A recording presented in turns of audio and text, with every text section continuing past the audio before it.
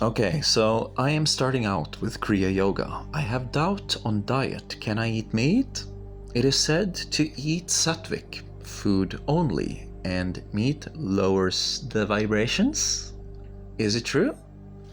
Okay, so basically, they want you to do Kriya Yoga, and in Kriya Yoga, you are supposed to be possessed by the meditative state.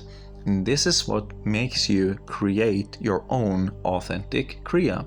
If you do the gateway experience, you can try to sleep like Paramahamsa Yogananda shows in that video on YouTube where he talks about sleep. And that will help you maintain focus even deeper into the gateway meditations. And then you can have spontaneous Kriyas. So you, in the Theravada view, should be able to do whatever you want with your consciousness at any time, but you receive energy. And so I got angry. No, you didn't control that. This is something you receive and interpret, and you're under this kind of delusion because actually it's your diet. So let's take a more cool example so that you can see this logically, right? You drink your pre-workout, you hang out in your car and you pump yourself up, and then you go into the gym. Now there's a woman standing behind the counter in the gym, and you start talking to her. Yeah, she's kind of good looking. She's kind of good looking.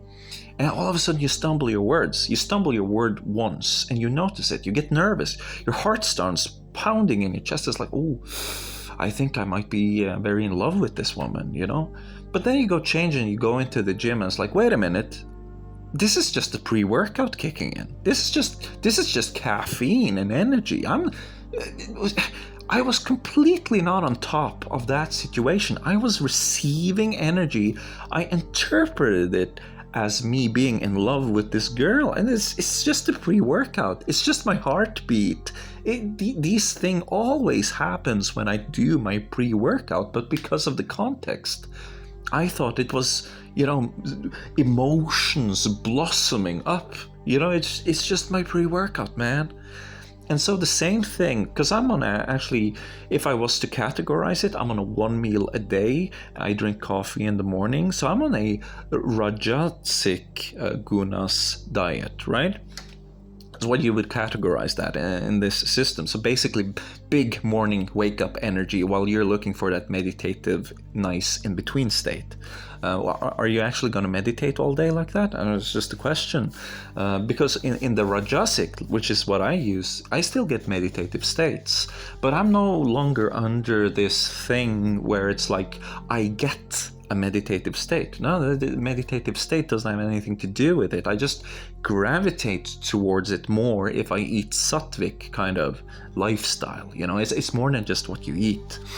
And so I eat meat too sometimes, and yeah, that thing makes you sleepy, right? You get sleepy. That's Tamas.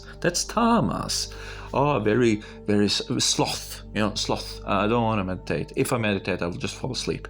And so you do the gateway. But that's also good. That's also good. Now you can go even deeper because your steel sharpens steel, sword versus sword. My focus versus that sleepiness. Now I pull out the Yogananda sleep tech and I go deeper than ever before. So there are upsides and downsides to both of these. If you want to trigger your Kundalini 1 meal a day, oh my God, if you strengthen your circadian rhythm, because then you get help from the endocrine system, but you don't need it, but it's often used as an anchor. And like the Shushumna is not balance, right? Your feeling of balance when you stand is not the Shushumna. Shushumna is the energy body. It's purely it's kind of a fantasy that you could compare it to faith. It's a bad word. You believe it. The best word, which is still bad, is gonna be the sugar pills, placebo effect. But this placebo effect actually works, which is what it does in literature as well. But we think about sugar pills that don't work, but it works. And believe me, you want real woo-woo treatment when you have real woo-woo Kundalini awakening. And so all of a sudden, these guys who are... I remember I went to this alternative therapist to get help. And he was like, oh my God, your energies. I might have to call upon the space Nordics all the way from planet Mercury. So I thought to myself, oh, thank God, he's also crazy. So this tell him, you know, what I'm going through, you know, because if he slanders me, it's like, nah, that guy's crazy, you know, he believes in space Nordics from Mercury. Don't take him seriously. I'm fine. Theravada monks have a lot of things that they do in their routine to keep a meditative state throughout the day, like eating one meal a day in the morning and stuff. See, the thing is, if you're in a meditative state, then it's easier to be quiet, and because it's easier to be quiet in your thoughts, it's easier to maintain objects such as a pose from yoga, or just the feeling of balance, and or just being in the breath. And while in this state, things are gonna fire at random because you're getting closer to sleep and dreams, but you don't fall asleep. And so anything can happen, especially at the subjective level, right?